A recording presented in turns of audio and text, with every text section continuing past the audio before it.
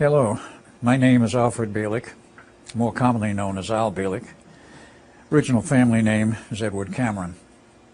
I have been involved in the Philadelphia experiment, the Montauk Project, time travel, alien connections of the Montauk Project, and some other projects, all of which have been secret over the years, most of which have never been declassified. I wound up in the 28th century, and this was in a time period of 2749 to 2751 AD. Talk about changes in civilization, society, and everything else. It was drastically changed from what we saw in 2137, as this is now 600 years later. The cities were enormous. The cities were beautiful. They had ground-based cities, much as we have always had them, but they also had something else, floating cities. Floating cities, due to anti-gravity techniques being perfected sufficiently that they could float an entire city, which was perhaps not as large as any of our current cities. It was round, or very nearly round, but it floated on this platform, and they could move the city any place they wanted, remaining floating in the air, 4,000 or 5,000 feet above the ground perhaps, or a little less, depending on what they wanted. But the size of the city was vertical rather than horizontal, 2,200 stories high. That's about 2.5 miles. The cities could move anywhere on the planet.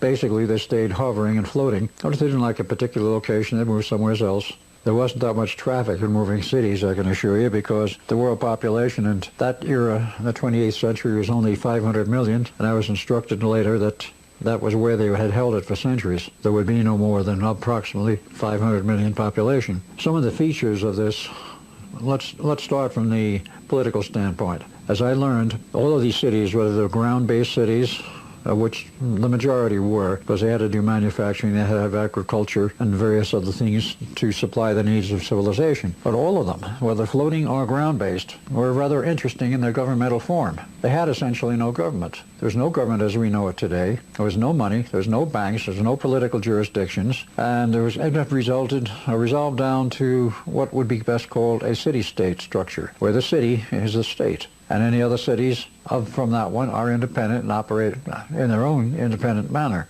So that was the major change there. There was no elected government. There was no appointed government. There was no government as we had ever seen it in the past. As I found out, each city was run by an intelligent computer, synthetic intelligence, synthetic consciousness, a highly radioactive crystalline structure. Who built them, I had no idea. Nobody seemed to know, but they've been there for hundreds of years. And this computer ran the entire city. There were guidelines set down, there were law books, but no courts. There were guidelines set down as to how you're to behave, what your parameters were. Within these parameters, anything went. Anything was not considered kosher within this realm, this parameter limit, would be expressed as a yellow zone, a zone that you don't want to go into and you don't want to become involved in that type of behavior. If you got out into that area, you were given an invite for a reprimand to the computer, which there was one in every city, running each city. You would literally be called in for, shall we say, an interview or an audience with the computer, and you would be advised that you had broken the law, but it wasn't considered a felony, it was a misdemeanor. And such. If you were judged guilty, you were sent off to one of the work camps for whatever purpose they did in the work camps. It would be much like today, I presume, where any kind of labor, menial or otherwise, had to be done was done. And that was compulsory. That was not voluntary.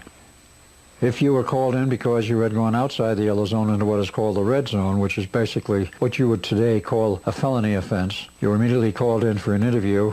You were examined, looked at, talked to, and if the computer at that point thought that you were rehabilitable, that you could learn again to be sociable and within the social bounds of normalcy, you were given one more chance.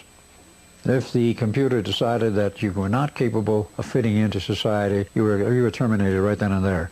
Now, there were other people who didn't feel like they could fit into the society, but had not yet committed any of the so-called offenses.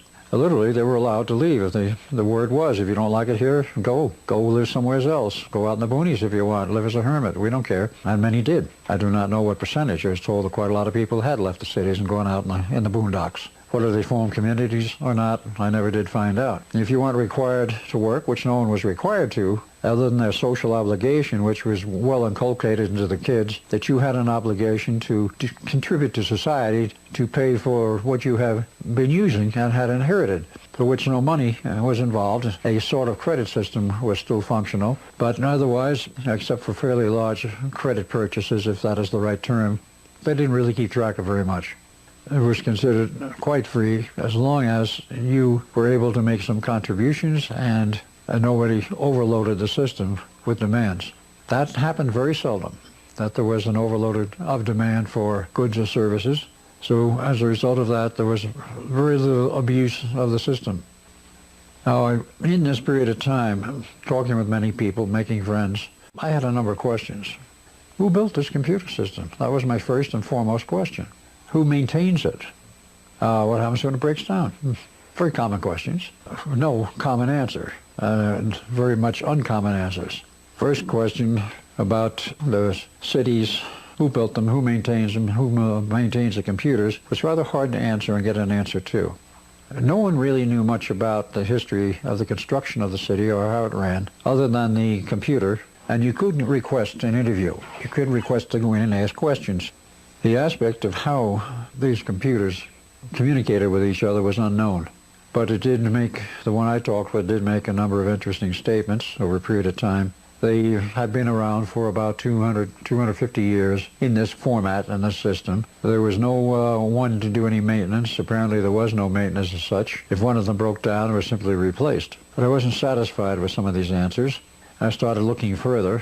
Didn't find much for a while. Then all of a sudden I got an invite to come visit with another group, a human group, which I did. And then I found the answers to all of my questions. All of the questions I had in mind, they were able to answer. Number one, who built the computer system? Well, they said they did. And the project was started about 2600 AD. And it was basically an experimental system for the purpose of seeing if they could run an entire civilization by computer. And also provide full socialization, i.e. everything is free, but also in the educational system or process inculcate the idea that people have a moral obligation to do something for the community because the community had supported them, therefore they have to help support others in the community, which did work most of the time. In a smaller community, it works much better than in a larger community. If you get cities of well over 1 million population, it's very difficult to get something like this to work and to be usable on a consistent basis. Well, that was one of the questions I had. There were a lot of others. I asked about the military aspects. No, there was no more military. Well, how do you defend yourself in case somebody comes along, has a lot of hardware, a lot of munitions, a lot of military clout, and wants to take over a city or the whole planet? How do you prevent this? Or do you? Well, the answer was rather complex, but basically it came down to the fact that they had hidden weapon systems in the cities. And not every installation was a city, but they had all of these installations all over. And they were well concealed. They were not described to me as exactly what they were, but they said they were capable of deflecting and defending a city from an invasion from outer space.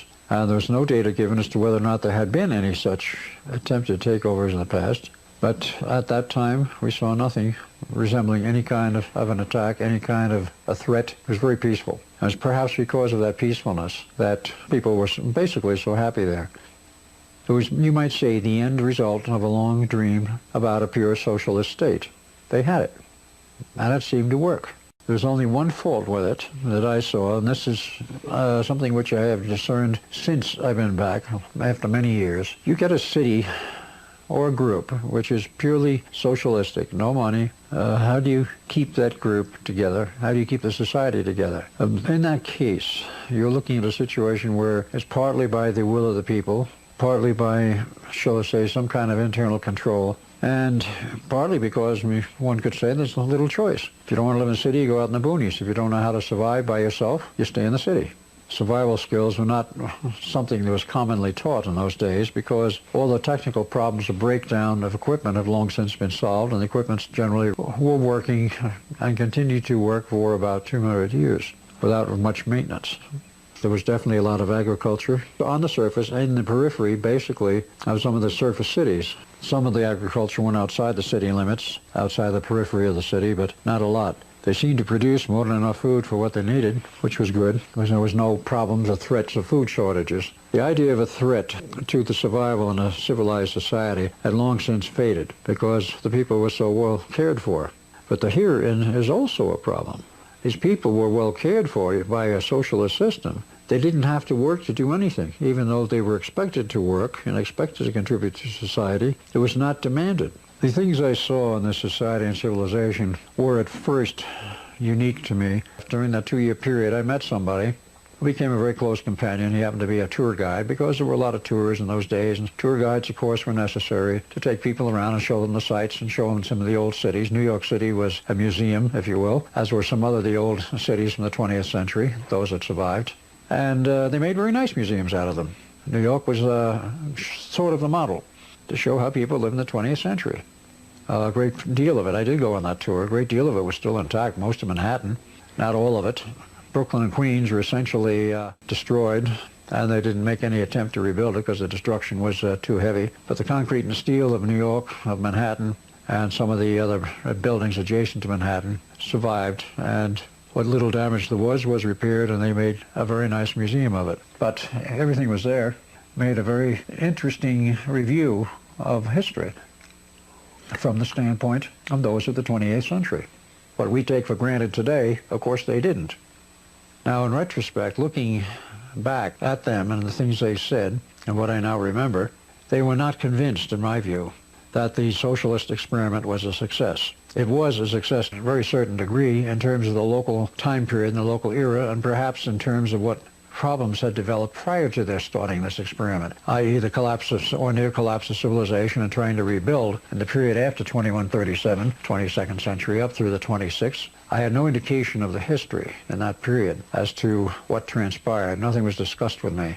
I got the impression that it was not exactly in very good shape. There may have been other problems that developed in the interim, but by that time of the 26th century, they got a handle on synthetic intelligence, and they decided to go ahead and rebuild civilization using what they called the Llama system, the system of intelligence, created in a crystalline form, consciously aware, and having certain other abilities which would normally be classed as metaphysical. These computers were able to do things which perhaps some of our best gurus would have trouble doing. Manipulation of matter, manipulation of time by these computers. So they were not unintelligent. They were very intelligent. But they had no ethics or morality as we understand them and as we use them. So my question to myself, or perhaps to anyone else, is, are these guys looking now, perhaps, for another solution?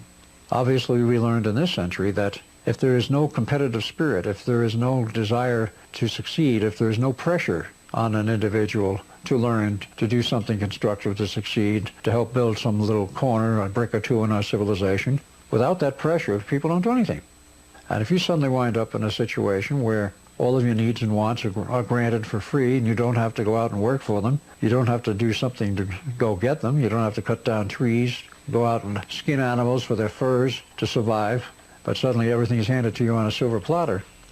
Yeah, at first it seems great, and will work for a while, but after a period of time, it's going to fall apart. And I think they were at the point where they were beginning to realize that this was going to happen.